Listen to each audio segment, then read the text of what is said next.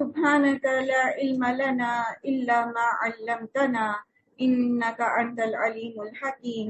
الحمد لله نحمده ونستعينه ونستغفره ونؤمن به ونتوكل عليه ونعوذ بالله من شرور أنفسنا ومن سيئات أعمالنا من يهده الله فلا مضل له ومن يضلله فلا هادي له ونشهد أن لا إله إلا الله ونشهد أن محمدا عبده ورسوله والصلاة والسلام على محمد وعلى آل أصحابه أجمعين وعلى من تبعهم بإحسان من الأئمة والهداة والدعاة والأتقياء والصالحين وعلى من سلك سبيلهم إلى يوم الدين.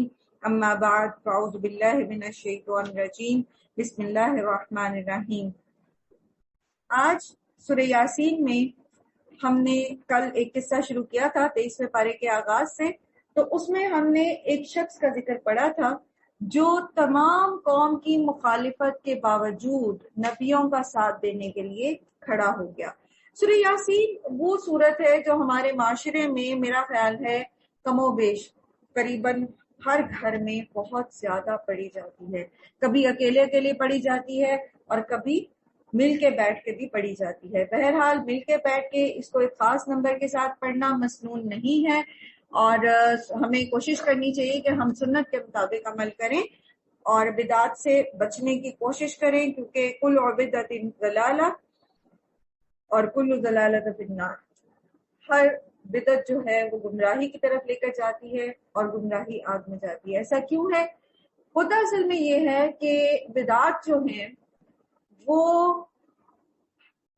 حق سے الگ چیز ہوتی ہے.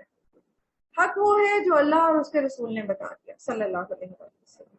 تو جب ہم خود اس سے الگ کوئی راستہ چنتے ہیں تو پھر ہم سمجھتے نہیں ہیں کہ اس کو کہاں پر اینڈ کرنا ہے، کہاں میں اس پہ کس طرف کو مڑنا چاہیے، کیونکہ ہماری عقل تو ناقص ہے. تو اس لیے انسان جب اللہ اور اس کے رسول کا طریقہ چھوڑ کے خواہ نیکی کا ہی کوئی کام خود سے کرنا چاہتا ہے تو پھر وہ حق سے بہت دور نکل جاتا ہے. اور بعض اوقات کیا ہوتا ہے کہ وہ پھر اس کو پورا بھی نہیں کر پاتا، یعنی وہ اپنے اوپر خود کچھ ایسی پابندیاں لگا لیتا ہے یا کچھ ایسے کام اپنے لیے بنا لیتا ہے، تو وہ چونکہ اس کو نہیں پتا کہ وہ اس کو پورا کر بھی سکے گا یا نہیں، تو وہ اس میں ناکام بھی ہو سکتا ہے. اس لیے اس کا راستہ ہی بند کر دیا گیا. چاہے صحیح ہے، اچھا کام ہے، چاہے برا کام ہے، بس اتنا کرنا ہے جتنا اللہ اور اس کے رسول نے بتا دیا. بہرحال کہنے کا مقصد یہ ہے کہ سورہ یاسین کو جہاں بہت زیادہ پڑھا جاتا ہے وہاں اگر ہم اس کو اتنا ہی سمجھ کے پڑھیں تو ہماری زندگیاں بدل جائیں. اور سب سے پہلی چیز جو آپ یہاں دیکھتے ہیں 23ویں پارے کے اس آغاز میں، یہاں اس مرد مومن کا ذکر ہے جس نے تمام قوم کی مخالفت لے کر اب اللہ کے رسولوں کا ساتھ دیا. کیا ہم جو اتنا زیادہ سورہ یاسین پڑھتے ہیں ہمارے اندر اتنی قوت ہے، اتنی طاقت ہے، اتنی جرأت ہے کہ ہم تمام خاندان کی مخالفت مول لے کر حق کے ساتھ کھڑے ہو جائیں، خواہ وہ حق پر جو شخص ہے وہ خاندان میں کیسا ہی جو ہے اس کو مانا جاتا ہو، اس کا رتبہ کتنا ہی کم مانا جاتا ہو. تو کیا ایسا ہے کہ ہم حق کے ساتھ کھڑے ہونے والے ہوں، ہم ہمیشہ حق کا ساتھ دینے والے ہوں؟ بہرحال یہاں ہوا یہ کہ اس شخص نے جب یہ کہا کہ میں تو جیسے یہاں پر آغاز ہوتا ہے وہ کہتا ہے کہ انی اذل وما لی لا اعبد الذی فطرنی والیہ ترجعون، اور آخر کیوں نہ میں اس ہستی کی بندگی کروں جس نے مجھے پیدا کیا ہے اور جس کی طرف تم سب کو لوٹ کر جانا ہے. اور کیا میں اس کو چھوڑ کر دوسرے معبود بنا لوں؟ حالانکہ خدائے رحمان مجھے اگر کوئی نقصان پہنچانا چاہے تو نہ ان کی شفاعت میرے کسی کام آ سکتی ہے اور نہ ہی وہ مجھے چھڑا سکتے ہیں. اگر میں ایسا کروں تو میں سری گمراہی میں مبتلا ہو جاؤں گا.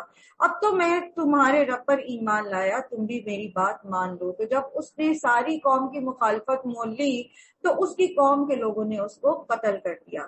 اس شخص سے کہا گیا کہ داخل ہو جاؤ جنت میں. تو اس نے کہا کاش میری قوم کو معلوم ہوتا کہ میرے رب نے کس چیز کی بدولت میری مغفرت فرما دی اور مجھے باعزت لوگوں میں داخل فرما دیا.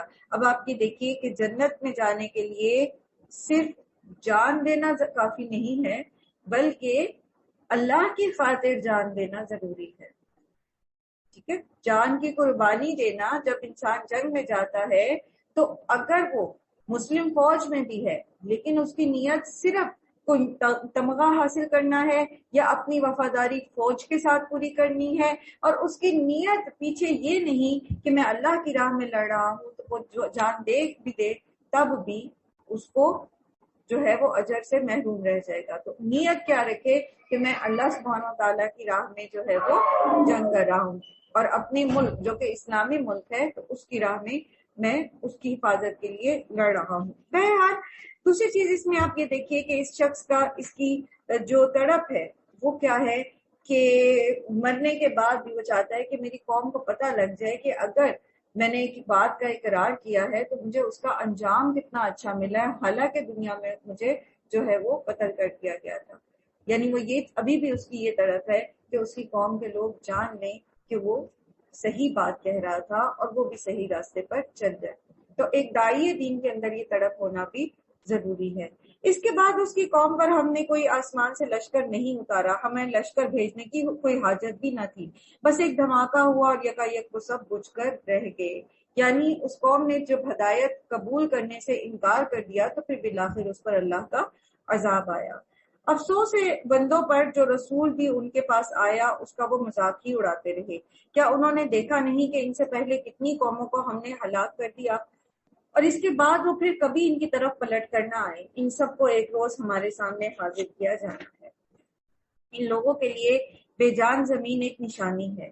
ہم نے اس کو زندگی بخشی اور اس سے غلہ نکالا جسے یہ کھاتے ہیں.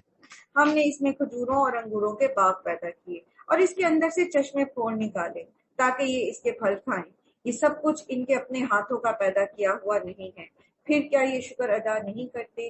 پاک ہے وہ ذات جس نے جملہ اقسام کے جوڑے پیدا کیے، خواہ وہ زمین کی نباتات میں سے ہوں یا خود ان کی اپنی جنس یعنی نوع انسانی میں سے، یا ان اشیاء میں سے جن کو یہ جانتے نہیں ہیں. سورہ فجر میں بھی اللہ سبحانہ و تعالیٰ جفت اور وتر کی قسم کھاتے ہیں، والشفع والوتر.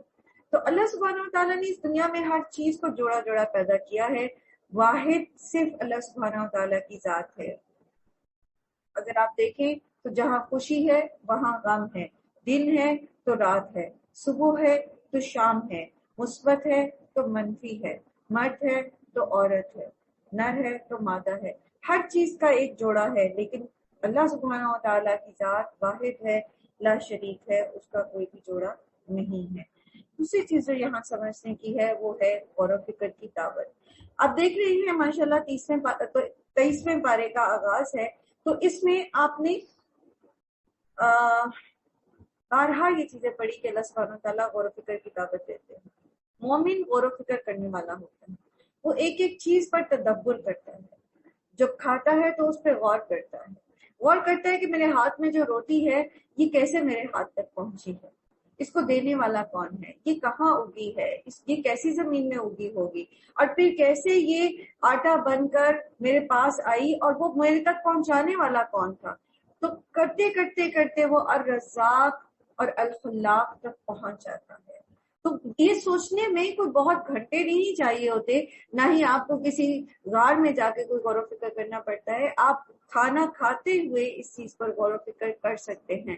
مومن غور و فکر کرنے والا ہوتا ہے. وہ اپنے ارد گرد، وہ اپنے بچے کو جب گود میں اٹھاتا ہے اس کے چھوٹے چھوٹے ہاتھوں کو دیکھتا ہے تو غور و فکر کرتا ہے یہ انگلیاں کیسے بنی ہوں گی، اور یہ کہاں بنی ہے، اور یہ کس چیز سے اس کے وجود میں آ گیا، اور اس کے لیے میرے دل میں محبت کس نے ڈالی. تو وہ الخلاق تک پہنچ جاتا ہے اور وہ الودود تک پہنچ جاتا ہے. تو غور و فکر کیا کیجیے. اللہ تعالیٰ کو ایسے لوگ پسند نہیں ہیں جو اندھے گونگے بہرے ہو کر دنیا میں زندگی گزارتے ہیں. وَآیَاتُ اللَّهُمُ اللَّیْلُ، اور ان کے لیے ایک نشانی ہے رات. ہم اس کے اوپر سے دن ہٹا دیتے ہیں تو ان پر اندھیرا چھا جاتا ہے، اور سورج وہ اپنے ٹھکانے کی طرف چلا جا رہا ہے. یہ زبردست علیم ہستی کا باندھا ہوا حساب ہے. اور چاند اور اس کے لیے ہم نے منزلیں مقرر کر دی، یہاں تک کہ وہ ان سے گزرتا ہوا پھر کھجور کی سوکھی شاخ کی مانند رہ جاتا ہے.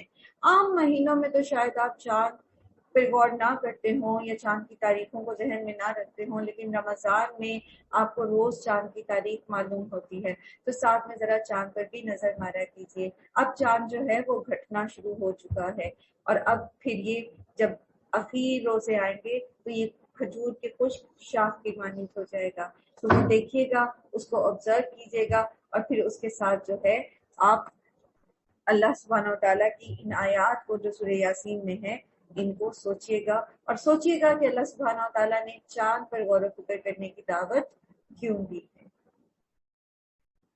نہ سورج ان کے بس میں ہے کہ وہ نہ سورج کے بس میں ہے کہ وہ چاند کو جا پکڑے، اور نہ رات دن پر سبقت لے جا سکتی ہے، سب ایک ایک فلک میں تیر رہے ہیں۔ ایک ایک فلک میں تیرنے سے جو فلک ہے عربی زبان میں آربٹ کو کہتے ہیں، جو سیاروں کا مدار ہوتا ہے، ٹھیک ہے۔ تو یہ چار حقیقتوں کی طرف ہماری رہنمائی کرتی ہے یہ آیت، کہ ہر ایک اپنے فلک میں وَكُلٌّ فِي فَلَكٍ يَسْبَحُونَ۔ ایک یہ کہ نہ صرف سورج اور چاند بلکہ تمام تارے اور سیارے اور اجرام فلکی جو ہے یہ متحرک ہیں، اور آپ جانتے ہیں کہ بہت بہت ہی لیٹ سائنسز میں ہمیں یہ چیز پتہ چلی کہ کائنات جو ہے وہ اسٹیٹک نہیں ہے بلکہ متحرک ہے، جبکہ اللہ سبحانہ و تعالیٰ نے ہمیں 1450 سال پہلے ہی بتا دیا تھا۔ پھر یہ کہ ہر ایک کا آربٹ الگ الگ ہے، ہر ایک اپنے اپنے فلک میں تیر رہا ہے۔ تیسرا یہ کہ یہ جو آربٹس ہیں یہ خود گردش نہیں کرے، یعنی یہ راستے گردش نہیں کرے کہ سیارہ تو اسٹیٹک ہے اور راستہ گھوم رہا ہے، بلکہ سیارے اور ستارے وہ گھوم رہے ہیں۔ پھر اسی طرح اس میں جو لفظ استعمال ہوا ہے یسبحون، تو سبحہ کہتے ہیں پانی میں تیرنے کو بھی، ٹھیک ہے۔ خلا میں جو سیارے اور ستارے ہیں یہ بالکل ایسے ہیں جیسے پانی میں کوئی چیز تیرتی ہے، ان کی موومنٹ بالکل ایسے ہے جیسے پانی میں تیرتی۔ تو ہم سب جانتے ہیں کہ وہاں پر گیسز ہیں، وہ ایسا نہیں ہے کہ وہاں پر جو ہے وہ کچھ بھی موجود نہ ہو، بلکہ وہ وہاں پر ایک خاص میڈیم ہے جس کے اندر یہ تمام سیارے گھوم رہے ہیں۔ اور یہ ساری چیزیں ہمیں اب آ کر لیٹ جو سائنسز 19 کی سائنسز ہے، لیٹ 19 میں وہاں پر پتہ چل رہی ہیں۔ تو آپ دیکھیں کہ اللہ سبحانہ تعالیٰ نے ہمیں کتنا پہلے بتا دیا، اور اگر ہم غور و فکر کرنے والے ہوتے، جیسا کہ بار بار اللہ سبحانہ تعالیٰ دعوت دیتے ہیں، تو بہت ساری چیزیں جو غیر مسلم سائنٹسٹ ریسرچ کر کے بتا رہی ہیں، ہم قرآن کریم کو سامنے رکھ کر ریسرچ کرتے تو آج نوبل پرائزز آپ کے پاس ہوتے۔ لیکن کیا ہے کہ ہم نے قرآن کو وظیفے کی کتاب بنا لیا، غور و فکر کی کتاب نہیں بنا۔ اور ان کے لیے ایک نشانی ہے کہ ہم نے ان کی نسل کو یعنی نوح کی کشتی میں بھر کر ایک نسل کو کشتی میں سوار کر دیا، پھر ان کے لیے ویسی ہی کشتیاں اور پیدا کی جن پر یہ سوار ہوتے ہیں۔ اس سے ایک اشارہ یہ بھی نکلتا ہے کہ تاریخ میں جو سب سے پہلی کشتی ہے وہ نوح علیہ السلام نے بنائی۔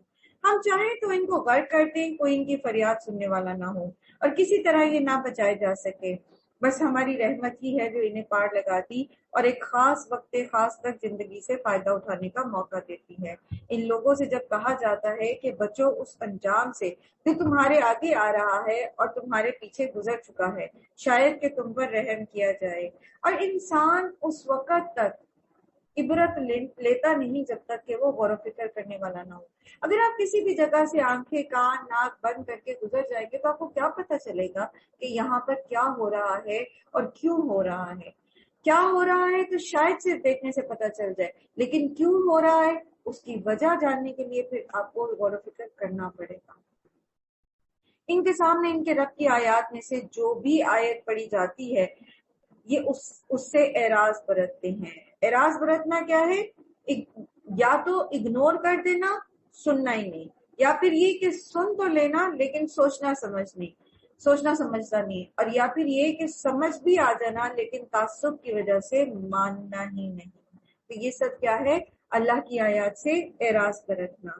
اور جب انہیں یہ کہا جاتا ہے جو رزق تمہیں اللہ نے دیا ہے اس میں سے کچھ اللہ کی راہ میں خرچ کرو، تو یہ لوگ جنہوں نے کفر کیا ہے ایمان لانے والوں کو جواب دیتے ہیں کہ کیا ہم ان کو کھلائیں جنہیں اگر اللہ چاہتا تو خود کھلا دیتا، تم تو بالکل ہی بہکے ہو۔ تو بات دراصل یہ ہے کہ یہ جو رزق کے درجات میں تفاوت ہے، جو اللہ سبحانہ و تعالیٰ نے فرق رکھا ہے، تو اس کی وجہ یہ نہیں ہے کہ جن کے پاس زیادہ مال و دولت ہے ان سے اللہ راضی بہت ہے، یا جن کے پاس نہیں ہے تو شاید ان سے اللہ ناراض ہے۔ وجہ یہ ہے کہ اللہ تعالیٰ نے یہ تفاوت اس لیے رکھا کہ دنیا کا نظام بہتر چلتا رہے، کیونکہ اگر ہر ایک کو اللہ تعالیٰ نے جو ہے وہ ایک جتنا رزق دے دیا ہوتا تو کوئی بھی کسی کی کسی طرح کی مدد کرنے کو تیار نہ ہوتا۔ پھر یہ کہ یہ ایک آزمائش ہے کہ اللہ تعالیٰ نے جب جس کو زیادہ دیا ہے تو کیا وہ اس کو دیتا ہے جس کو اللہ نے نہیں دیا، اور یہ کہ جس کو اللہ نے نہیں دیا کیا وہ اللہ سے مانگتا ہے یا لوگوں کے سامنے ہاتھ پھیلاتا ہے۔ تو اس میں آزمائش بھی ہے اور اللہ سبحانہ و تعالیٰ کی حکمت بھی ہے۔ یہ لوگ کہتے ہیں کہ یہ قیامت کی دھمکی آخر کب پوری ہوگی، بتاؤ اگر تم سچے ہو۔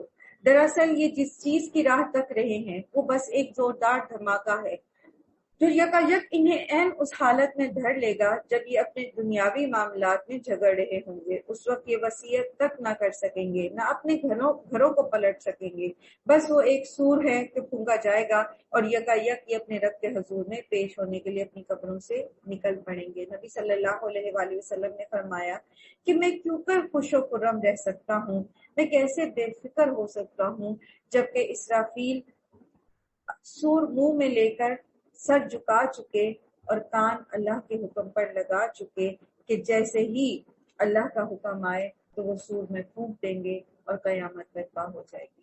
اور پھر اسی طرح نبی صلی اللہ علیہ وآلہ وسلم نے فرمایا کہ قیامت ایسے آ جائے گی کہ کوئی انسان جو ہے وہ اپنا حوض بنا رہا ہوگا، کوئی اپنے اونٹنی کا اونٹ دھو رہا ہوگا، اور کوئی انسان کپڑے کی خرید و فروخت کرنے کے لیے ان کے درمیان کپڑا پھیلایا گیا ہوگا، اور قیامت آ جائے گی کہ ان کو کپڑا سمیٹنے کی بھی فرصت نہیں ملے گی۔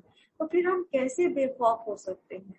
اور یاد رکھیے انسان کا خاتمہ انہی اعمال پر ہوگا جو اعمال اس نے زندگی میں کثرت سے کیے ہوں۔ تو قیامت تو جب آنی ہے اللہ تعالیٰ کو پتا ہے، لیکن جیسے سورہ طٰہٰ میں آپ نے پڑھا کہ اللہ تعالیٰ فرماتے ہیں کہ قیامت کا وقت میں نے اس لیے چھپا کے رکھا ہے تاکہ لوگ دیکھیں کہ وہ کیسی کوششیں کر رہے ہیں، اپنے اعمال پر فوکس کریں، اپنی کوششوں کو اللہ کی رضا کے لیے بڑھائیں۔ قیامت کا وقت اسی لیے نہیں بتایا گیا، ورنہ تو ہر شخص کی قیامت اس کی موت کے ساتھ جڑی ہے، اسی لیے موت کا وقت بھی اللہ تعالیٰ نے چھپا کے رکھا، ہمیں بتایا نہیں۔ تو کرنے کی کام کیا ہے کہ ہم اپنے اعمال کا جائزہ لیتے رہیں۔ اچھا، اعمال کا جائزہ لینے میں ایک بات سوچ رہی تھی، گھر کی صفائی کرتے ہوئے مجھے ایک کونا نظر آیا تو میں نے اس کو اچھے سے صاف کرنا چاہا، تو میرے ذہن میں یہ خیال آیا کہ جب ہم اپنے دل کی صفائی کی بات کرتے ہیں، جب ہم اپنے اعمال کو درست کرنے کی بات کرتے ہیں، تو جس طرح گھر میں کچھ صفائی ڈیلی بیسس پر ہوتی ہے تو ہم بھی ڈیلی بیسس پہ وہ کام کر رہے ہوتے ہیں، اپنے اعمال کا جائزہ لیتے ہیں، اپنے دل کی صفائی پہ فوکس کرتے ہیں۔ اسی طرح جب ہم بعض اوقات اس چیز کی ضرورت پیش آتی ہے کہ ڈیلی صفائی کے ساتھ ساتھ کچھ اسپیشل صفائی کی جائے، کچھ کونوں قدروں کو صاف کیا جائے، کوئی ہفتہ وار، ماہانہ یا سالانہ قسم کی صفائی بھی کی جائے، تو میں یہ سوچ رہی تھی کہ ہمیں اپنے دلوں کو بھی، جہاں ہم روزمرہ بیسس پر سوچتے ہیں کہ اچھا میں نے یہ جو منفی جذبات ہے اس سے اپنے دل کو صاف کرنا ہے، تو کبھی بیٹھ کر اس کے کونے قدروں کو بھی چھانا کریں۔ بعض اوقات ایسا ہوتا ہے کہ اوپری ڈیلی بیسس پر ہم سوچتے ہیں ہم we are doing very well, لیکن ہمارے دل کے اندر کہیں کوئی قدورت چھپی بیٹھی ہوتی ہے، دل کے اندر کوئی جو ہے وہ مایوسی یا حسرت یا اللہ سبحانہ تعالیٰ سے بدگمانی جو ہے وہ چھپی بیٹھی ہوتی ہے، وہ اندر کہیں پڑی ہوتی ہے اور ہمیں نہیں پتا ہوتا، لیکن پھر جب ہم ایک پرٹیکولر سچویشن میں اللہ کی طرف سے ڈالے جاتے ہیں تو وہ اندر سے نکل کر باہر آ جاتی ہے۔ تو یہ ضروری ہے کہ ہم یہ دل کے جو کونے قدرے ہیں ان کی بھی صفائی جو ہے وہ آف اینڈ آن کرتے رہیں۔ تو ضرورت کس بات کی ہے کہ قیامت کا تو وقت مقرر ہے، بجائے اس بحث میں پڑھنے کے کہ کب آئے گی، اس کی آیات صغریٰ پوری ہو چکی ہیں یا نہیں، اور کبریٰ شروع ہونے والی ہیں یا نہیں، یا دجال کی آمد ہونے والی ہے یا نہیں، کیونکہ آج کل بہت زور ہے ان باتوں پر۔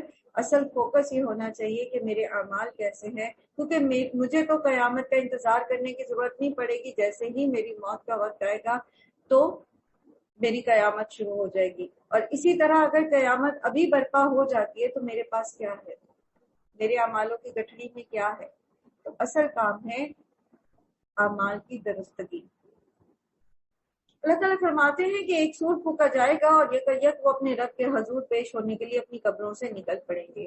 گھبرا کر کہیں گے کہ ارے یہ کس نے ہماری خوابگاہ سے ہمیں اٹھا کھڑا کیا. یہ وہی چیز ہے جس کا خدائے رحمان نے وعدہ کیا تھا اور رسولوں کی بات سچی تھی. ایک ہی زور کی آواز ہوگی اور سب کے سب ہمارے سامنے حاضر کیے جائیں گے. بات یہ ہے کہ جب اضطراب کی کیفیت ہو اور ہمیں قیامت کا خوف لاحق ہو. جیسے میری ایک دوست تھی تو انہوں نے اپنے بیٹے سے شادی کا ذکر کیا تو وہ بچہ لڑکا جو ہے وہ بہت زیادہ دین کو سیکھنے اور اس میں مگن تھا. تو کہتے ہیں کہ اماں چھوڑے شادی کو, مجھے تو لگتا ہے قیامت آنے والی ہے اور مجھے اپنے اعمال پہ فوکس کرنا ہے. تو قیامت کا ڈر رکھنے کا مطلب یہ نہیں ہے کہ انسان دنیا کی زندگی میں اپنے آپ کو معزول کر لے, بلکہ کرنے کی ضرورت یہ ہے کہ انسان جب اضطراب کی کیفیت ہو یا خوف لاحق ہو کسی بھی قسم کا یا قیامت کے آنے کا خوف بھی, تو اپنے اعمال کا جائزہ لے, اس کو درست کرے اور اپنا معاملہ جو ہے وہ اللہ کے سپورٹ کرے. جیسے حسبنا اللہ نعم الوکیل وعلی اللہ توکلنا, کہ اللہ کے ہمارے لیے اللہ کافی ہے اور ہم اللہ پر بھروسہ کرتے ہیں, وہی بہترین کا احساس ہے. تو ہیبت لے کر اپنے آپ کو معزول نہیں کرنا, نکارا نہیں بنانا کہ ہم کوئی بھی کام جو ہمارے ذمہ ہے وہ نہ کریں, بلکہ ہمیں آخرت کو پیش نظر رکھتے ہوئے جو اللہ سبحانہ و تعالیٰ نے ذمہ داریاں ہم پر ڈالی ہیں ان کو احسن طریقے سے پورا کرنے کی کوشش کرنی ہے. فَالْيَوْمَ لَا تُظْلَمُ نَفْسٌ شَيْئًا وَلَا تُجْزَوْنَ إِلَّا مَا كُنْتُمْ تَعْمَلُونَ, اور آج کسی پر ذرہ برابر بھی ظلم نہیں کیا جائے گا اور تمہیں ویسا ہی بدلہ دیا جائے گا جیسا عمل تم کرتے رہے. آج جنتی لوگ مزے کرنے میں مشغول ہیں. وہ اور ان کی بیویاں گھنے سایوں میں مسندوں پر تکیے لگائے ہوئے ہر قسم کی لذیذ چیزیں کھانے پینے کی ہوں گی ان کے لیے, اور جو کچھ وہ طلب کریں گے ان کے لیے حاضر ہے. رب رحیم کی طرف سے ان کو سلام کہا جائے گا. میاں بیوی دونوں اگر نیک ہیں اس دنیا میں, دونوں اللہ کی رضا کے طلبگار ہیں, تو جنت میں وہ اکٹھے کر دیے جائیں گے.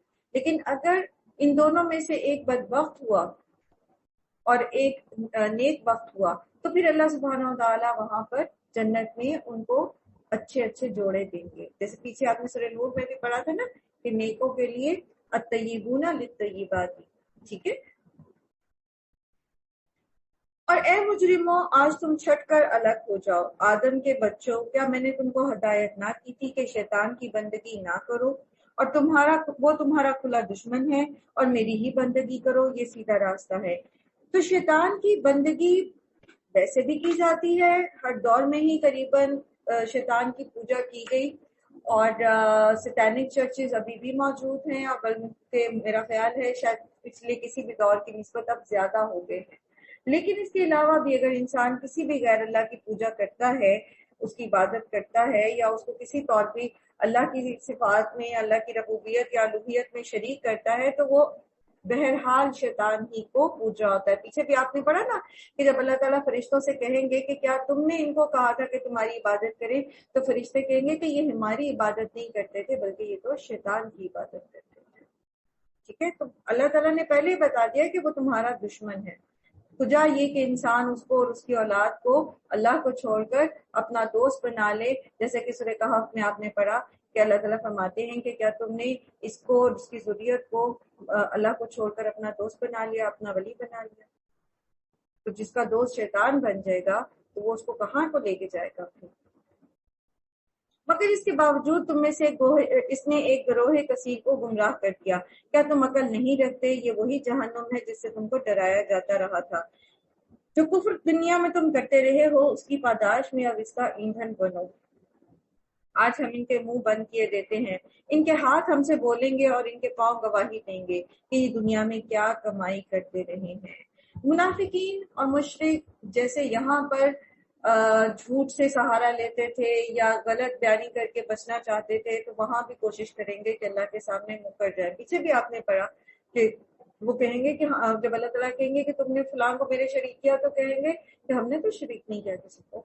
تو ایسے میں پھر ان کے منہ پہ جو ہے اللہ تعالیٰ مہر لگا دیں گے اور پھر ان کے ہاتھ پاؤں گواہی دیں گے. یہ تو معاملہ کافروں کا ہے. لیکن دیگر معاملات میں بھی چیزیں ہمارے اعضاء ہماری گواہی دیں گی. کہیں ہمارے حق میں دیں گے اور جہاں اللہ کا عزت ہوگا کہیں ہمارے خلاف دیں گے. ہم چاہیں تو ان کی آنکھیں موند دیں، پھر یہ راستے کی طرف لپک کر دیکھیں کہاں سے انہیں راستہ سجائی دے گا. ہم چاہیں تو انہیں ان کی جگہ پر ہی اس طرح مست کر کے رکھ دیں کہ نہ یہ آگے چل سکے نہ یہ پیچھے پلٹ سکے. جس شخص کو ہم لمبی عمر دیتے ہیں اس کی ساخت کو ہم الٹ ہی دیتے ہیں. ارذل العمر، ٹھیک ہے، بہت بوڑھا شخص تو کیا ہوتا ہے کہ وہ ایک دم سے جیسے وہ پہلے جوان ہوتا ہے اور طاقتور ہوتا ہے تو پھر کیا ہوتا ہے، بالکل ایک چھوٹے بچے کی طرح کمزور اور ڈیپینڈنٹ ہو جاتا ہے. ایسی عمر سے پناہ مانگنی چاہیے. کیا یہ دیکھ کر بھی ان کو عقل نہیں آتی؟ ہم نے اس نبی کو شعر نہیں سکھایا اور نہ ہی شاعری اس کو زیب دیتی ہے. یہ تو ایک نصیحت ہے اور صاف پڑھے جانے والی کتاب ہے تاکہ وہ ہر اس شخص کو خبردار کر دے جو زندہ ہو. یہاں پر زندہ سے مراد کیا ہے؟ جو سنے اور پھر سمجھنے کی کوشش بھی کرے. طفیل الدوسی ایک مشرک قبیلے سے تعلق رکھتے تھے، قبیلہ الدوس سے. تو وہ عمرہ کرنے کی غرض سے مکہ میں آئے تو قریش کے سرداروں نے ان کو پہلے ہی پکڑ لیا اور کہا کہ یہاں پر ایک شخص ہے جس کا نام محمد ہے، وہ لوگوں کو ایسی باتیں سکھاتا ہے جس سے باپ اور بیٹے میں اور بھائی میں لڑائی پڑ جاتی ہے، جدائی پڑ جاتی ہے، تو تم اس کی باتیں نہ سننا. تو فیل کہتے ہیں کہ میں نے اپنے کان بند کر لیے اور طواف کرنے لگا. تو ایسے میں مجھے خیال آیا کہ میں عقل مند شخص ہوں، میں سمجھتا ہوں، میں صحیح اور غلط کو پہچانتا ہوں، تو پھر کیوں کر محمد جو ہے وہ مجھے زبردستی گمراہ کر سکیں گے. تو وہ محمد صلی اللہ علیہ وآلہ وسلم کے پاس گئے اور آپ صلی اللہ علیہ وسلم سے جب قرآن سنا تو ایمان لے آئے. یہ ہے زندہ ہونے کی علامت کہ انسان اپنے کانوں کو تعصب کی وجہ سے بند نہ کر لے بلکہ حق کو سنے، سمجھے اور پھر جب حق اس کو سمجھ آ جائے تو پھر وہ اس پر عمل بھی کرے. تو بات سمجھ رہے ہیں آپ؟ ہمارے ہاں کیا کہا جاتا ہے کہ فلاں کی بات نہ سننا تمہارا عقیدہ بدل جائے گا، فلاں کے درس میں نہ جانا وہ تو تمہیں جو ہے وہ سیدھے رستے سے ہٹا دے گا، فلاں کی باتوں میں نہ آنا یہ ہو جائے گا، فلاں یہ کر دے گا، فلاں یہ کر دے گا.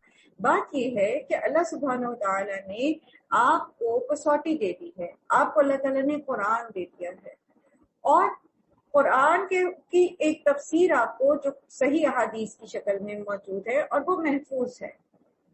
آپ کو پتہ چل جاتا ہے اگر آپ تھوڑی سی ریسرچ کرتے ہیں، سمجھنے والے ہوتے ہیں کہ حدیث جو ہے وہ موضوع ہے یعنی خود سے گھڑی گئی ہے یا پھر وہ صحیح ہے یا ضعیف کے درجے پہ ہے. صحیح ہے اور حسن ہے تو پھر اگر آپ پہلے حسن پر عمل کر رہے ہیں اور اب آپ صحیح حدیث آپ کے سامنے آ گئی تو پھر آپ حسن کو چھوڑ کر صحیح حدیث لے لیں. تو کون ہے جو زبردستی آپ کا عقیدہ بدل سکتا ہو؟ کون ہے جو آپ کو آپ کے رستے سے ہٹا سکتا ہو؟ ہاں، اگر آپ حق سن کر بھی اپنے کانوں پر سے تعصب کے پردے نہیں اٹھانا چاہتے اور صریحاً آپ ایک صحیح حدیث سامنے آ جانے کے باوجود اس پر صرف اس لیے عمل نہیں کرتے کہ جو آپ کے پاس روایت موجود ہے چاہے وہ ضعیف ہے چاہے وہ موضوع ہے یعنی من گھڑت ہے، حدیث ہے ہی نہیں، لیکن چونکہ وہ آپ کو سپورٹ کرتی ہے، آپ کی تھاٹس کو سپورٹ کرتی ہے تو آپ کہیں گے بس میں تو اس کے ساتھ ہی جمع رہوں گا اور میں یہ نہیں سنوں گا. تو پھر آپ خود دیکھ لیجئے کہ زندہ کون ہے. اللہ سبحانہ تعالیٰ فرما رہے ہیں آپ تو اس کو خبردار کر سکتے ہیں جو زندہ ہے. پیچھے بھی آپ نے یہ پڑھا نا، اللہ تعالیٰ کہتا ہے آپ مردوں کو نہیں سنا سکتے، جو سننا نہیں چاہتا اس کو آپ کیسے سنائیں گے؟ جو سن ہی نہیں سکتا. اور کون نہیں سن سکتا؟ جسے اپنے کانوں کے اوپر پردے ڈال دیتے ہیں. انکار اور یہ کس لیے ہے؟ تاکہ انکار کرنے والوں پر حجت قائم ہو جائے. کیا یہ لوگ دیکھتے نہیں ہیں کہ ہم نے اپنے ہاتھوں کی بنائی ہوئی چیزوں میں سے ان کے لیے مویشی پیدا کیے، پھر یہ ان کے مالک ہیں. ہم نے انہیں اس طرح ان کے بس میں کر دیا کہ ان میں سے کسی پر یہ سوار ہوتے ہیں، کسی کا یہ گوشت کھاتے ہیں. ان کے اندر ان کے لیے طرح طرح کے فوائد اور مشروبات ہیں. پھر کیا یہ شکر گزار نہیں ہوتے؟ یہ سب کچھ ہوتے ہوئے انہوں نے اللہ کے سوا دوسرے خدا بنا لیے ہیں اور یہ امید رکھتے ہیں کہ ان کی مدد کی جائے گی. وہ ان کی کوئی مدد نہیں کر سکتے بلکہ یہ لوگ الٹے ان کے حاضر باش لشکر بنے ہوئے ہیں. اچھا جو باتیں یہ بنا رہے ہیں وہ تمہیں رنجیدہ نہ کریں، ان کی چھپی اور کھلی سب باتوں کو ہم جانتے ہیں۔ کیا انسان دیکھتا نہیں ہے کہ ہم نے اسے نطفہ سے پیدا کیا اور پھر وہ شریر جگڑالو بن کر کھڑا ہو گیا؟ اب وہ ہم پر مثالیں چسپاں کرتا ہے۔ کیا مثالیں دیتا ہے؟ کہ وہ اللہ سبحانہ و تعالیٰ کو مخلوق کی طرح عاجز سمجھتا ہے، اور وہ یہ سمجھتا ہے کہ اس کو بھی جیسے مخلوق کو مددگاروں کی ضرورت ہوتی ہے کوئی کام کرنے کے لیے، کوئی نظام سلطنت چلانے کے لیے، کوئی بھی بادشاہ اکیلا نظام سلطنت نہیں چلا سکتا بلکہ اس کو وزراء کی اور خدمتگاروں کی ضرورت ہوتی ہے۔ تو یہ اللہ کے لیے ایسی مثالیں دیتے ہیں کہ گویا اللہ تعالیٰ بھی نعوذ باللہ کہیں پر کسی کا محتاج ہے۔ دوسرا یہ کہ یہ مثال دیتے تھے کہ جس طرح بادشاہ کے پاس جانے کے لیے ہمیں درباری سے ہو کر، وزیر سے ہو کر پھر بادشاہ سے ملاقات کا وقت ملتا ہے، اسی طرح یہ جو ہم نے بت بنا رکھے ہیں یہ اصل میں اللہ کے پاس ہماری سفارش کریں گے، یعنی ہمیں اللہ تک پہنچنے کے لیے، اللہ تک اپنی بات پہنچانے کے لیے، دعا پہنچانے کے لیے ان واسطوں وسیلوں کی ضرورت ہے۔ تو پیچھے آپ نے پڑھا کہ اللہ سبحانہ وتعالیٰ فرماتے ہیں اجیب دعوت الداعی اذا دعان، میں سنتا ہوں دعا کرنے والے کی دعا جب وہ دعا کرتا ہے۔ تو اللہ تعالیٰ خود سنتے ہیں، اللہ تعالیٰ کو بیچ کے کسی وسیلے واسطے کی ضرورت نہیں ہے۔ یہ اللہ تعالیٰ کے لیے مثالیں جو لوگ دیتے ہیں یہ سخت ناپسندیدہ بات ہے، اور بعض جگہ پر یہ کبیرہ گناہ بن جاتی ہے۔ تو اللہ تعالیٰ کہتے ہیں کہ یہ اس کو ہم نے پیدا کس چیز سے کیا؟ ایک حقیر پانی کی بوند سے، اور پھر یہ ہمارے ہی بارے میں مثالیں چسپاں کرتا ہے اور اپنی پیدائش کو بھول جاتا ہے، کہتا ہے کون ان ہڈیوں کو زندہ کرے گا جبکہ یہ بوسیدہ ہو چکی ہوں۔ ان سے کہو انہیں وہی زندہ کرے گا جس نے پہلے انہیں پیدا کیا، اور کیا وہ تخلیق کا ہر کام جانتا ہے، وہی ہے جس نے تمہارے لیے ہرے بھرے درخت سے آگ پیدا کی۔ مرخ اور اقفار نامی دو درخت ہیں عرب میں جو سبز ہوتے ہیں لیکن ان کی شاخوں کو رگڑنے سے آگ پیدا ہوتی ہے، اور اس سے اپنے چولہے روشن کرتے ہو۔ کیا وہ جس نے آسمانوں اور زمین کو پیدا کیا اس پر قدرت نہیں رکھتا کہ ان جیسوں کو پیدا کر سکے؟ کیوں نہیں، جبکہ وہ ایک ماہر خلاق ہے۔ وَهُوَ الْخَلَّاقُ الْعَلِيمُ، اور وہ جانتا ہے اس نے کیا پیدا کیا ہے، اس کو کیسے پیدا کیا ہے، اس کو کیسے سروائیو کرانا ہے، کیسے اس کو موت دینی ہے، اور کیسے اس کو دوبارہ زندہ کرنا ہے، کیونکہ وہ الخلاق ہے، بہترین پیدا کرنا ہے۔ اور وہ جب کسی چیز کا ارادہ کرتا ہے تو اس کا کام بس یہ ہے کہ اسے حکم دیتا ہے کہ ہو جا تو وہ ہو جاتی ہے۔ پاک ہے وہ جس کے ہاتھ میں ہر چیز کا مکمل اقتدار ہے، اور اسی کی طرف تم پلٹائے جانے والے ہو۔ اب آپ دیکھیے کہ سورہ یاسین کس طرح شرک کی نفی کرتی ہے، اور کس طرح اللہ سبحانہ و تعالیٰ کی جو ہے وہ تعارف کرواتی ہے، مختلف اللہ تعالیٰ کے اسماء الحسنی اس میں آئے ہیں۔ پھر اسی طرح سورہ یاسین جو ہے اس میں آخرت کے بارے پہ کتنا ایمفسائز کیا گیا کہ انسان اپنے اعمال پر توجہ دے اور آخرت کا عقیدہ اپنا درست رکھے۔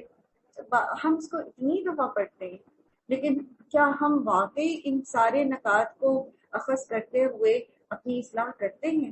اگر کرتے ہیں پھر تو بہت اچھی بات ہے، لیکن اگر نہیں کرتے تو پھر بار بار صرف اس کو ایک وظیفے کے طور پر پڑھ لینا اتنا فائدہ نہیں دے گا جتنا کہ آپ کو اس سے ہونا چاہیے۔ سورہ صافات، بسم اللہ الرحمن الرحیم۔ والصافات صفا فالزاجرات زجرا فالتالیات ذکرا ان الہکم الہ واحد۔ قطار در قطار صف باندھنے والوں کی قسم، پھر ان کی قسم جو ڈانٹتے پھٹکارتے والے ہیں، پھر ان کی قسم جو کلام نصیحت سنانے والے ہیں۔ آپ کا معبود بس حقیقی معبود ایک ہی ہے۔ یہ کون ہیں؟ کن کی قسمیں کھائی گئی ہیں؟ فرشتوں کی۔ نبی صلی اللہ علیہ وآلہ وسلم سے جابر بن سمرہ روایت کرتے ہیں، آپ صلی اللہ علیہ وسلم نے فرمایا کیا تم فرشتوں جیسی صفیں نہیں بناتے؟ پوچھا کیسے؟ آپ صلی اللہ علیہ وسلم نے فرمایا پہلے وہ آگے کی صفیں پوری کرتے ہیں اور ایک دوسرے کے ساتھ مل کر کھڑے ہوتے ہیں، پھر اسی طرح صف بندی جو کہ فرشتوں کی صفت ہے اس کے بارے میں نبی صلی اللہ علیہ وآلہ وسلم نے فرمایا صفیں درست رکھا کرو کیونکہ تمہاری صفیں ملائکہ کی صفوں کے مشابہ ہوتی ہیں۔ کندھے سے کندھا ملایا کرو اور خلا نہ رکھو، اپنے بھائی کے ہاتھ میں نرم ہو جایا کرو۔ یعنی صف بنانے کے لیے اگر کوئی ریکویسٹ کر کوئی جگہ وہ آپ کے ساتھ پاؤں ملانا چاہتا ہے یا کندھا ملانا چاہتا ہے تو پھر اس کے ساتھ گنجائش رکھو کہ وہ تمہارے ساتھ صف کو ملا سکے، اپنی جگہ پر اکڑ کے کھڑے نہ ہو جاؤ۔ اور جب عورتیں صفیں بنائیں تو ان کو بھی ایسے ہی صفیں بنانی چاہیے۔ اور یہ کہ شیطان کے لیے جگہ نہ چھوڑ دو، اگر ہم صف بندی میں خلا چھوڑ دیتے ہیں تو بیچ میں شیطان آ کے کھڑا ہو جاتا ہے، اور جب شیطان کھڑا ہو جاتا ہے تو پھر کیا ہوتا ہے؟ پھر وہ نماز سکون سے پڑھنے دے گا؟ ہرگز نہیں۔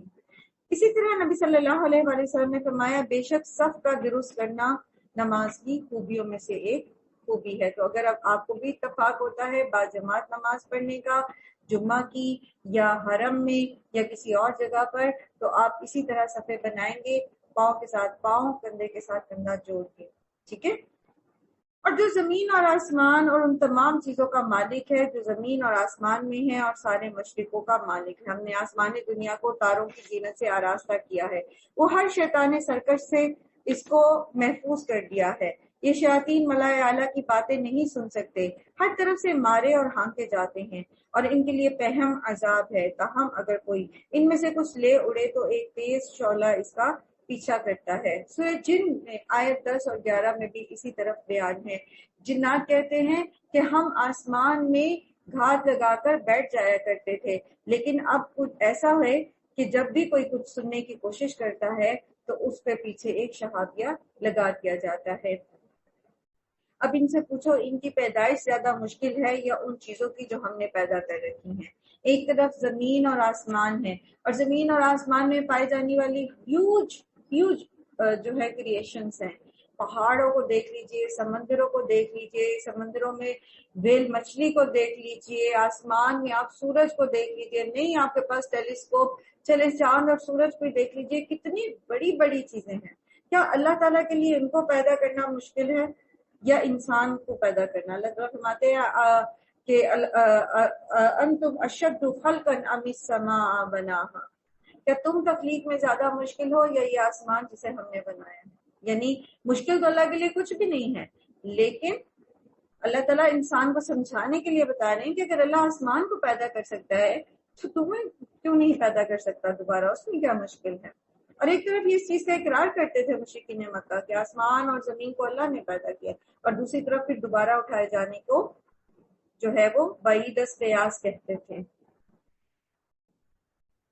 اب ان سے پوچھو ان کی پیدائش زیادہ مشکل ہے یا ان چیزوں کی جو ہم نے پیدا کر رکھی ہیں؟ ان کو تو ہم نے ایک لیس دار گارے سے پیدا کیا، ہمائم مسنون سے۔ تم حیران ہو اور اس کا مذاق اڑا رہے ہو، یعنی اللہ کی قدرت کے اس کرشمے کا سمجھایا جاتا ہے تو سمجھ کر نہیں دیتے، کوئی نشانی دیکھتے ہیں تو اس کو ٹھٹھوں میں اڑا دیتے ہیں اور کہتے ہیں کہ یہ تو صریح جادو ہے۔ بھلا کہیں ایسا ہو سکتا ہے کہ جب ہم مر چکے ہوں اور مٹی بن جائے اور ہڈیوں کا پنجر رہ جائے اس وقت ہمیں پھر سے اٹھا کھڑا کیا جائے؟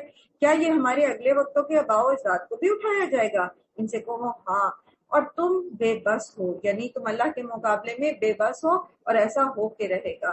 بس وہ ایک ہی جھڑکی ہوگی اور یکایک وہ اپنی آنکھوں سے دیکھ رہے ہوں گے، اس وقت ہی کہیں گے ہائے ہماری کمبختی، یہ تو یوم الجزا ہے، یہ وہی فیصلے کا دن ہے جسے تم جھٹلایا کرتے تھے۔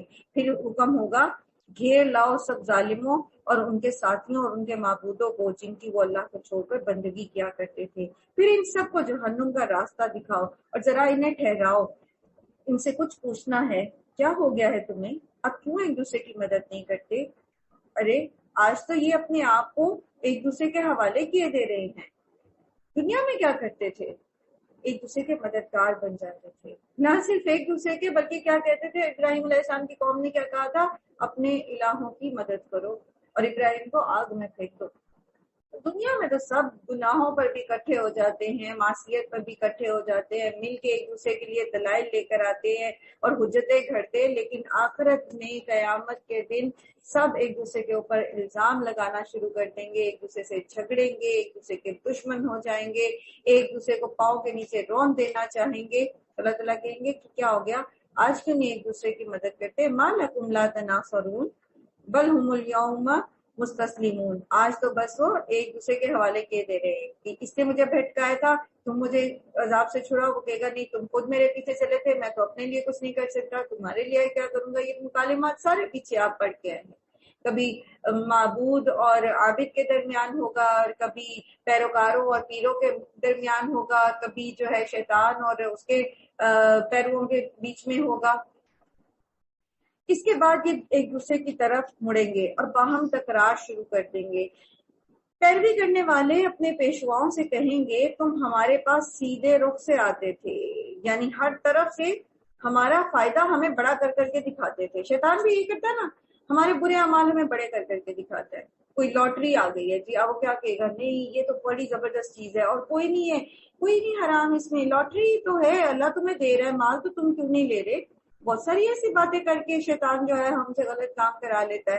تو یہ کہتے ہیں ان اپنے پیشواؤں سے کہ تم سیدھے رخ سے میری طرف آتے تھے. کبھی طاقت کے زور سے لوگوں کو جو ہے بھٹکانے کی کوشش کرتے تھے، کبھی قسمیں کھا کھا کے انہیں کہتے تھے کہ نبی تو بس ایک انسان ہے اور یہ دیکھو یہ کیسی باتیں کر رہا ہے، اور یہ کہ بس ہم نے مر جانا اس دنیا میں اور دوبارہ نہیں اٹھایا جانا. اور کبھی ان کو شیطان کی طرح، جیسے وہ کہتا ہے آدم علیہ السلام کو کہ کیا میں تمہیں ایسی بادشاہت نہ بتاؤں جس میں کبھی ختم نہیں ہونا، اور ایسا طریقہ نہ بتاؤں کہ جس سے تم جو ہے وہ فرشتوں کی طرح ہو جاؤ. تو ایسے ایسے مزین کر کر کے جو ہے وہ گناہوں کو شوگر کوٹڈ کر کے دکھاتے تھے یہ لوگ.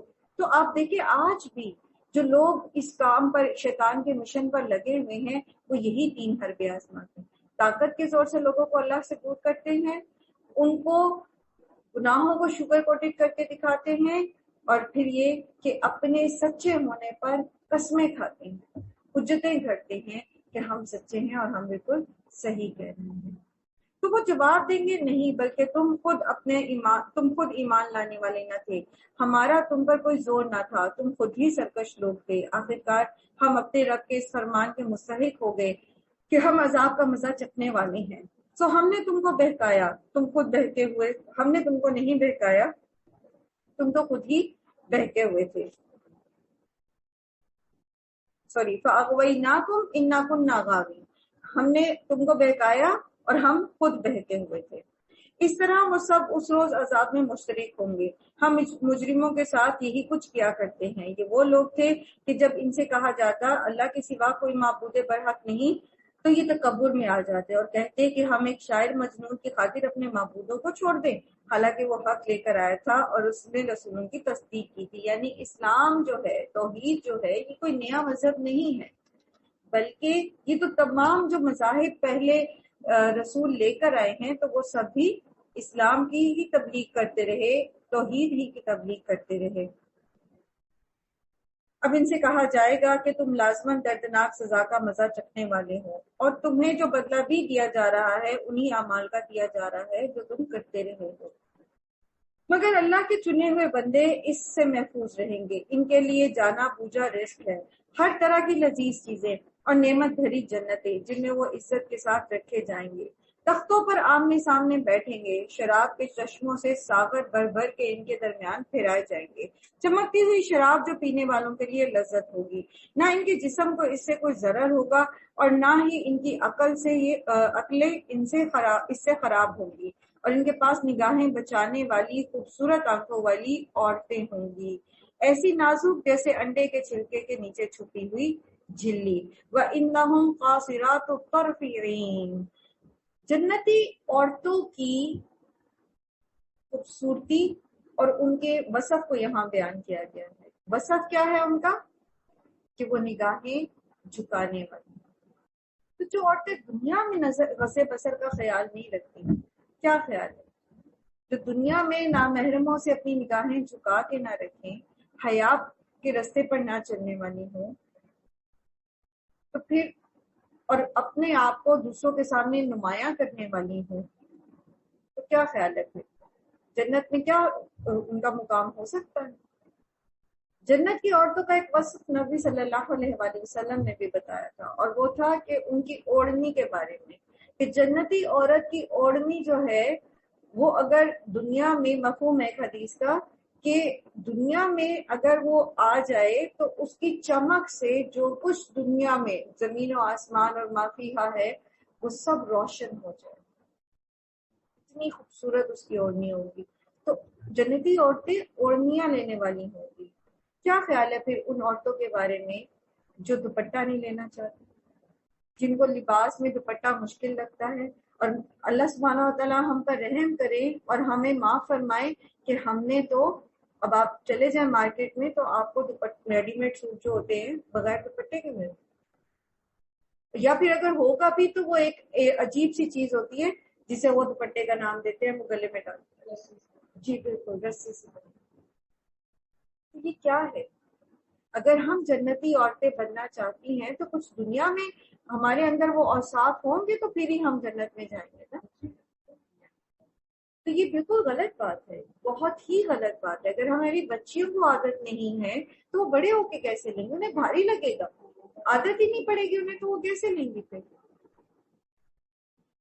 پھر وہ ایک دوسرے کی طرف متوجہ ہو کر حالات پوچھیں گے. یعنی جنتی جو ہیں یہ آمنے سامنے بیٹھے ہو کر باتیں کریں گے. ان میں سے ایک کہے گا، دنیا میں میرا ایک ساتھی تھا جو مجھ سے کہا کرتا تھا، کیا تم بھی تصدیق کرنے والوں میں سے ہو؟ کیا واقعی جب ہم مر چکے ہوں گے اور مٹی ہو جائیں گے اور ہڈیوں کا پنجر بن کر رہ جائیں گے تو ہمیں سزا اور جزا دی جائے گی؟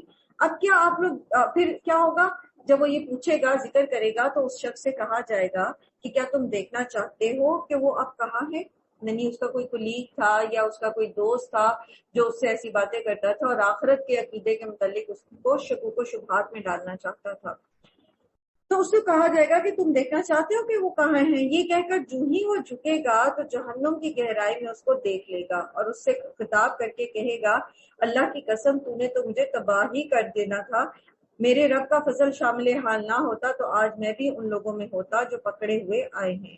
اچھا تو کیا اب اس کو دیکھنے کے بعد پھر آپس میں باتیں کریں اور خوش ہوں گے. کیا اب ہم مرنے والے نہیں ہیں؟ موت جو ہمیں آنی تھی بس وہ آ چکی. یعنی اب جن نعمتوں میں ہم ہیں اور جس جنت کی خاطر دنیا میں ہم نے اپنی خواہش نفس کو قربان کیا، اپنی چاہت کو قربان کیا، بہت ساری ایسی چیزیں تھیں جو ہمیں اچھی لگتی تھیں ہم نے نہیں لی، صرف اس لیے کہ اللہ کی اس میں رضا نہیں ہے. اور اللہ کی رضا کی خاطر ہم نے سادگی اختیار کی، اللہ کی رضا کی خاطر ہم نے مفلسوں کی مدد کی، اپنی ضرورت کے اوپر دوسروں کی ضرورت کو ترجیح دی، احسان کیا، احسار کیا، درگزر کیا. بعض اوقات آپ کو کسی پہ بہت غصہ ہوتا ہے، کسی نے آپ کے ساتھ بہت زیادتی کی ہوتی ہے، لیکن آپ صرف اللہ کی خاطر اس کو معاف کر دیتے ہیں. تو اس کے بدلے وہ کس چیز کے لیے ہم کریں؟ تاکہ ہم اللہ تعالیٰ ہمیں جنت الفردوس اعلیٰ میں جگہ دے، اپنے پاس جگہ دے، اور پھر ہمیں اپنا دیدار کرائے. تو جب ایک ایسی جگہ پہ پہنچ جائیں گے تو پھر وہ کتنے خوش ہوں گے. کہ دنیا میں تو ڈر ہوتا تھا نا کہ اگر کوئی نعمت مل بھی گئی ہے تو اس کے ساتھ آزمائش آئی ہے، یا پھر یہ کہ یہ ختم ہو جائے گی، چھن جائے گی، یا پھر یہ کہ میں دنیا سے چلا جاؤں گا. ہوتا ہے نا ایسا، انسان بڑے شوق سے گھر بناتا ہے، پھر سوچتا ہے کہ پتہ نہیں میں کتنا عرصہ اس میں رہوں گا. ٹھیک ہے نا؟ تو وہاں پر کیا ہے، پھر وہاں جا کے خوش ہو جائے گا کہ اب تو موت نہیں آنی، وہ تو بس آ چکی اور اب ہمیں کوئی عذاب نہیں ہونا. اللہ تعالیٰ یہ خوشخبری دیں گے نا لوگوں کو کہ اب اللہ تم سے کبھی ناراض نہیں ہوگا. جنت میں جب چلے جائیں گے تو یہ بھی خوشخبری ملے گی کہ اللہ تعالیٰ بس راضی ہے، اب وہ کبھی ہم سے ناراض نہیں ہوگا. ساری زندگی مومن جو ہے وہ کس ڈر کے ساتھ گزارتا ہے کہ کہیں اللہ مجھ سے ناراض نہ ہو جائے. وہ ایک اس دنیا میں جنت کی طرح خوش رہ ہی نہیں سکتا. اس کو ہمیشہ اس کے اندر ایک خشیت ہوتی ہے کہ کہیں کوئی گڑبڑ نہ کر جائے. تو جنت کیسی ہوگی؟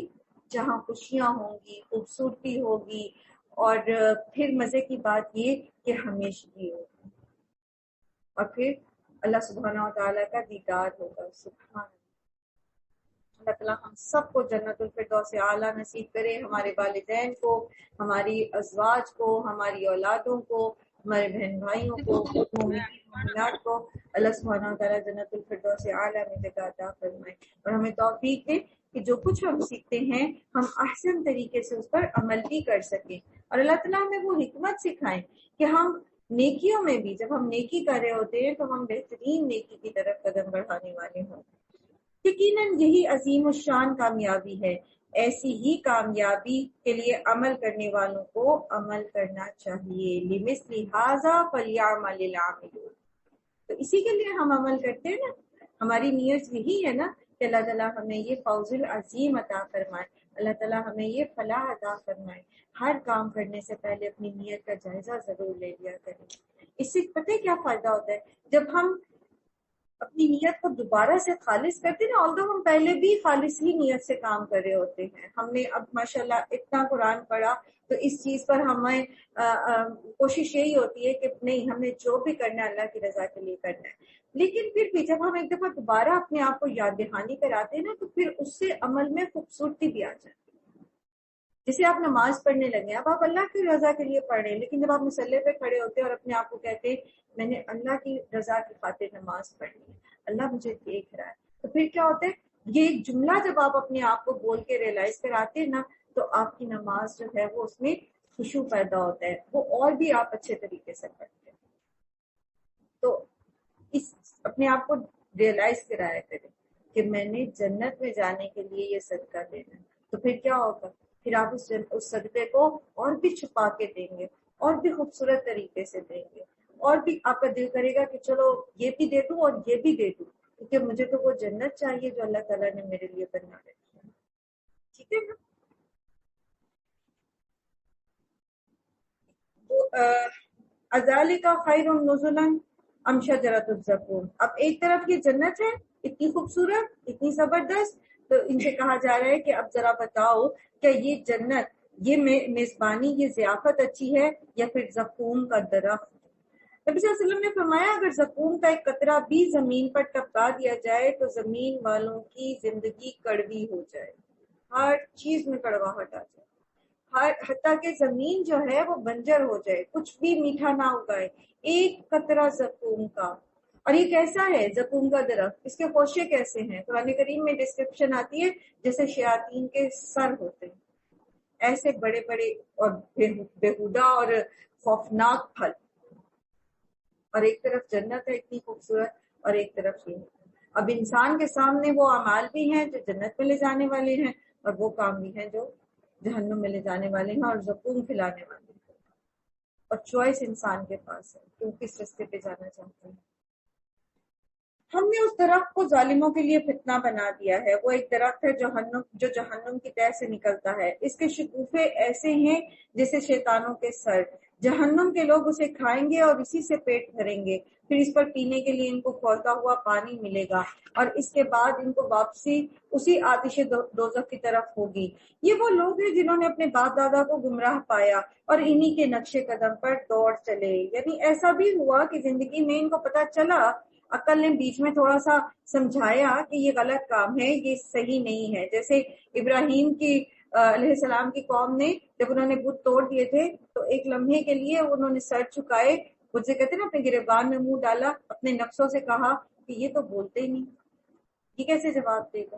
اور پھر یقیناً یہ بات بھی دل میں آئی ہوگی کہ یہ تو چل پھر ہی نہیں سکتا، یہ کیسے توڑ سکتا باقی بتوں. لیکن پھر کیا ہوا؟ ان کا تعصب غالب آ گیا ان کے دماغ پر. تو انہیں بھی پتہ لگ گیا کہ ماں باپ کا، باپ دادا کا طریقہ غلط ہے، لیکن پھر بھی انہوں نے، چونکہ اس میں آسانی ہوتی ہے نا، جس طریقے پر سب چل رہے ہوں، پورا خاندان ایک طریقے پہ چل رہا ہے تو اس طریقے پہ چلنا آسان ہوتا ہے. آپ کو لوگوں کی سپورٹ ملتی ہے، کوئی آپ کے اوپر انگلی نہیں اٹھاتا، کوئی آپ کا راستہ تنگ کرنے کی کوشش نہیں کرتا. تو انسان اپنی عافیت اسی میں سمجھتا ہے کہ وہ کمیونٹی کے ساتھ چلتا رہے. جیسے آپ میں سے ہی کسی نے اپنی کلاس میں بتایا تھا کسی میٹ کے بارے میں کہ ان کو، وہ کرسچن تھی، تو ان کو جب کسی نے اسلام کی تبلیغ کی ان کے ہسبینڈ کو، اور انہیں کہا کہ میں آپ کو گھر بھی گالی پر لے کے دوں گا، جہاں تک مجھے یاد ہے وہ بات، تو انہوں نے کہا کہ پھر ہمارے رشتے بچوں کے نہیں لیتے لوگ، ہمارے خاندان میں ظاہر ہے ہم مسلمان ہو جائیں گے تو عیسائی بھی ہمیں چھوڑ دیں گے، وہ بھی ہمارے بچوں کے رشتے نہیں کریں گے. تو مسلم کمیونٹی ایکسیپٹ نہیں کرتی، وہ بھی ہمارے بچوں کے رشتے نہیں کریں گے. تو صرف اس لیے کہ ہمارے بچوں کے رشتے نہیں ہوں گے تو وہ اسلام سے ہی دور رہے، اسلام کو ہی قبول نہیں کیا انہوں نے. اب یہ وہ کانٹیکسٹ پتہ نہیں میں صحیح غلط تھوڑا سا بیچ میں نہ کہہ گئی، لیکن عموماً ہوتا یہی ہے کہ لوگ اپنی کمیونٹی کے ساتھ سیف سمجھتے ہیں اپنے آپ کو. اب وہی بات ہے کہ اصل میں اختیار اور اقتدار کس کے ہاتھ میں؟ ایک شخص صرف یہ سوچ کر کہ میرے بچوں کے رشتے نہیں ہوں گے اسلام قبول نہیں کرتا، تو کس چیز کی گارنٹی ہے کہ اگر وہ عیسائیت میں رہتا ہے تو اس کے بچوں کی شادیاں ہو جائیں گی؟ لوگ پردہ نہیں کرتی لڑکیاں، یا ماں باپ بچیوں کو شرعی پردہ نہیں کراتے کہ جی رشتے نہیں ہوں گے۔ اب مجھے یہ بتائیے کہ وہ ساری لڑکیاں جو بہت فیشن کرتی ہیں اور بالکل پردے کا خیال نہیں رکھتی، کیا ان سب کی شادیاں ہو جاتی ہیں؟ نہیں، بہت ساری ایسی لڑکیاں دیکھی سنی ہوں گی آپ نے۔ تو یہ تو اللہ سبحانہ و تعالیٰ کے کام ہیں، اس کے اختیار میں ہے، اس نے تقدیر لکھی ہوئی ہے۔ تو صرف کمیونٹی کے ڈر سے اور صرف اپنے مفادات کو سوچ کر انسان حق کو چھوڑ دے اور باپ دادا کے طریقے پہ آنکھیں بند کر کے چلتا رہے، تو پھر انجام کار بھی وہی ہوگا جو اس کے ایسا کرنے والوں کا انجام ہو سکتا ہے۔ حالانکہ ان سے پہلے بہت سے لوگ گمراہ ہو چکے تھے، ان میں ہم نے تنبیہ کرنے والے رسول بھی بھیجے تھے۔ اب دیکھ لو کہ ان تنبیہ کیے جانے والوں کا کیا انجام ہوا۔ اس بد انجامی سے بس اللہ کے وہی بندے بچے ہیں جنہیں اس نے اپنے لیے خالص کر لیا ہے۔ ہم کو نوح نے پکارا تھا تو دیکھو ہم کیسے اچھے جواب دینے والے ہیں۔ وَلَقَدْ نَادَانَا نُوحٌ فَلَنِعْمَ الْمُجِيبُونَ۔ اچھا بات سنیں، جو نعم المجیبون نوح کے لیے ہو سکتا ہے، کیا وہ ہمارے لیے نہیں ہو سکتا؟ جو اللہ تعالی نوح علیہ السلام کی پکار کو سن رہے ہیں اور کہتے ہیں کہ ہم بہترین سننے والے ہیں، کیا وہ ہماری بات نہیں سنیں گے؟ کیا نوح کا خدا کوئی اور تھا اور ہمارا خدا کوئی اور نہیں نا؟ تو اللہ تعالیٰ جو نوح کی پکار سنتے ہیں، جو مچھلی کے پیٹ میں یونس علیہ السلام کی پکار سنتے ہیں، جو آگ میں جاتے ہوئے ابراہیم علیہ السلام کی پکار سنتے ہیں، وہ ہماری نہیں سنتے ہوں گے؟ وہ سنتے ہیں، وہ سب کے سنتے ہیں اور وہی دیتے ہیں، اور ضرورت نہیں ہے ان کو کسی میڈیٹر کی کہ ان تک بات پہنچانے کے لیے کسی میڈیٹر کی ضرورت، وہ خود سنتے ہیں۔ نعم المجیبون، سب سے بہترین جواب دینے والے، سب سے بہترین دعاؤں کے سننے اور قبول کرنے والے ہیں۔ وَنَجَّيْنَاهُ وَأَهْلَهُ مِنَ الْكَرْبِ الْعَظِيمِ، اور ہم نے اس کو اور اس کے گھر والوں کو کرب عظیم سے بچا لیا اور اسی کی نسل کو باقی رکھا اور بعد کی نسلوں میں اس کی تعریف اور توصیف چھوڑی۔ سلام ہے نوح پر تمام دنیا والوں میں، ہم نیکی کرنے والوں کو ایسی ہی جزا دیتے ہیں۔ در حقیقت وہ ہمارے مومن بندوں میں سے تھا، پھر دوسرے گروہ کو ہم نے غرق کر دیا۔ اور نوح ہی کے طریقے پر چلنے والے ابراہیم بھی تھے علیہ السلام، جب وہ اپنے رب کے حضور قلب سلیم لے کر آئے۔ قلب سلیم کیا ہے؟ ہر منفی جذبے سے پاک دل، تمام اعتقادی اور اخلاقی خرابیوں سے پاک صاف دل۔ جب اس نے اپنے باپ اور اپنی قوم سے کہا یہ کیا چیزیں ہیں جن کی تم عبادت کر رہے ہو؟ کیا اللہ کو چھوڑ کر جھوٹ گھڑے ہوئے معبود چاہتے ہو؟ آخر اللہ رب العالمین کے بارے میں تم نے کیا گمان کیا ہے؟ پھر اس نے تاروں پر ایک نگاہ ڈالی اور کہا میری طبیعت خراب ہے۔ یہ لوگ ستاروں کے سورج اور چاند ستاروں کی پوجا کرتے تھے نا، تو یہ ایک میلہ منعقد کیا کرتے تھے ستاروں کی ہی مطابق، چال کے مطابق۔ تو ان کو ابراہیم علیہ السلام کو بھی جب کہا کہ چلو آؤ ہم وہاں پر وہ جو ہے وہ یہ اپنے بتوں کی کوئی چڑھاوے چڑھاتے تھے اس میلے میں، تو ابراہیم علیہ السلام نے وہاں نہیں جانا چاہا اور ایک پلان تھا وہی بت توڑنے والا، تو انہوں نے ستاروں ہی کی طرف دیکھا اور کہا کہ میری طبیعت کچھ ٹھیک نہیں ہے۔ تو وہ لوگ سمجھے کہ شاید ابراہیم نے ستاروں سے پتہ کیا ہے، جیسے وہ ان کا خیال تھا کہ ستارے جو ہے وہ گائیڈ کرتے ہیں اور سارا کچھ جو بھی ان کے عقائد تھے۔ چنانچہ وہ لوگ اسے چھوڑ کر چلے گئے، ان کے پیچھے وہ چپکے سے ان کے معبودوں کے مندر میں گھس گئے اور بولے تم کھاتے کیوں نہیں ہو؟ کیا ہو گیا ہے؟ تم بولتے بھی نہیں۔ اس کے بعد وہ ان پر پل پڑے اور سیدھے ہاتھ سے خوب ضربیں لگائیں۔ واپس آ کر وہ لوگ بھاگے اس کے پاس آئے۔ اس نے کہا کیا تم اپنی ہی تراشی ہوئی چیزوں کو پوجتے ہو، حالانکہ اللہ ہی نے تم کو پیدا کیا ہے اور ان چیزوں کو بھی جنہیں تم بناتے ہو۔ انہوں نے آپس میں کہا اس کے لیے ایک الاؤ تیار کرو اور اسے دہکتی ہوئی آگ کے ڈھیر میں پھینک دو۔ انہوں نے اس کے خلاف ایک کارروائی کرنی چاہیے، مگر ہم نے انہی کو نیچا دکھا دیا۔ کیا کیا؟ آگ کو، جلتی ہوئی آگ کو ٹھنڈا کر دیا۔ آگ بجھی نہیں تھی، یاد رکھیے، آگ جل رہی تھی لیکن اس نے ابراہیم علیہ السلام کو جلایا نہیں۔ ہونا تو یہ چاہیے تھا کہ جب اتنے بڑے الاؤ میں سے ابراہیم علیہ السلام سلامت نکل آئے اور ان کو خراش تک نہ پہنچی تو یہ لوگ مان جاتے، لیکن کیوں نہیں مانے؟ تعصب کی وجہ سے. تو جب انسان باعث ہوتا ہے، متعصب ہوتا ہے، تو پھر اس کو حق سمجھ نہیں آتا، چاہے وہ حق برہنہ اس کے سامنے آ جائے، کھلا واضح. ابراہیم نے کہا میں اپنے رب کی طرف جاتا ہوں، وہی میری رہنمائی کرے گا. اے پروردگار مجھے ایک بیٹا عطا کر جو صالحین میں سے ہو. ہم نے اس کو ایک حلیم اور بردبار لڑکے کی بشارت دی، اور یہ بشارت جو ہے یہ اس وقت نہیں دی گئی جس وقت کہ یہ دعا کی گئی تھی، بلکہ اس کے 40-50 سال سے زیادہ عرصے کے بعد.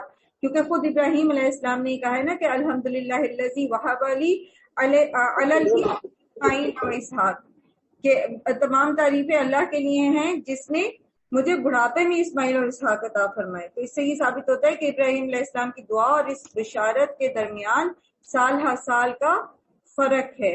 اور بائبل کے بیان کے مطابق حضرت اسماعیل کی پیدائش کے وقت حضرت ابراہیم علیہ السلام کی عمر قریباً 86 برس تھی، اور حضرت اسحاق کی پیدائش کے وقت 100 برس تھی. تو آپ خود دیکھیے کہ دعا اور اس کی قبولیت کے درمیان کتنا طویل عرصہ ہے. اور ہم کیا چاہتے ہیں کہ ادھر ہم دعا کریں اور ادھر وہ پوری ہو جائے. یاد رکھیے دعا کے معاملے میں کہ یہ سراسر اللہ سبحانہ و تعالیٰ کی حکمت کے ساتھ ہوتی ہے، کب کیا کیسے کتنا کیوں کسی کو دینا ہے، اور وہی بہتر جانتا ہے کہ ہمیں کیا چیز بہتر ملنی چاہیے، کب ملنی چاہیے. ہم تو مانگتے ہیں نا، اور پتہ نہیں ہم اپنے لیے خیر مانگتے ہیں یا شر مانگتے ہیں، لیکن اللہ تعالیٰ کو بہتر پتا ہوتا ہے کہ ہمارے حق میں کیا چیز بہتر ہے. اور وہ لڑکا یعنی اسماعیل علیہ السلام جب اس کے ساتھ دوڑ دھوپ کرنے کی عمر کو پہنچ گیا تو ایک روز ابراہیم نے اس سے کہا بیٹا میں خواب میں دیکھتا ہوں کہ میں تجھے ذبح کر رہا ہوں، اب تو بتا تیرا کیا خیال ہے. اس نے کہا ابا جان جو کچھ آپ کو حکم دیا جا رہا ہے اسے کر ڈالیے، آپ انشاءاللہ مجھے صابروں میں سے پائیں گے. آخر کو جب ان دونوں نے سر تسلیم خم کر دیا اور ابراہیم نے بیٹے کو ماتھے کے بل گرا دیا تو ہم نے ندا دی کہ اے ابراہیم تو نے خواب سچ کر دکھایا، ہم نیکی کرنے والوں کو ایسی ہی جزا دیتے ہیں. یقیناً یہ ایک کھلی آزمائش تھی. آزمائش کا ایک فلسفہ سمجھ لیجیے، وہ یہ ہے کہ آگ میں پھینکے جانے تک، آگ میں کودنے تک آزمائش تھی. ٹھیک ہے، اللہ تعالیٰ نے ابراہیم علیہ السلام کو جلنے نہیں دیا تھا. اسماعیل کے گلے تک چھری لے جانے تک آزمائش تھی. اللہ تعالیٰ نے اس کو اسماعیل کے گلے پہ پھرنے نہیں دیا. اللہ تعالیٰ ہمیں اس وقت تک آزماتا ہے جس حد تک ہم اس آزمائش کو سہار سکتے